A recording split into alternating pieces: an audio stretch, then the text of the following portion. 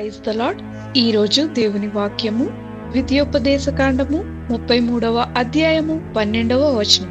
బెన్యామీను యెహోవాకు ప్రియుడు, ఆయన యొద్ద అతడు సురక్షితంగా నివసించును. ఆయనలో వసించుట. ఆయన ప్రియమైన పిల్లలకు ఆయన యొద్ద ఎల్లప్పుడూ సురక్షితంగా నివసించుటకు స్థలము కలదు. ఆయన నామము బలమైన దుర్గము. ఈ లోకంలో ఎక్కడ చూచినా రక్షణ లేనటువంటి కాలంలో జీవిస్తున్నాము. అయితే ఆయన రెక్కల క్రిందనే మనకు క్షేమము, ఆరోగ్యము దొరుకును. మనము కూడా ఆయనకిష్టమైన పిల్లల వలె జీవించినట్లయితే మనము కూడా ఆయన రెక్కల క్రింద సురక్షితంగా నివసించవచ్చును. ప్రార్థన.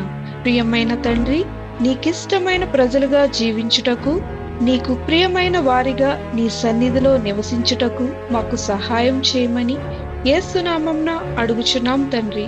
ఆమేన్.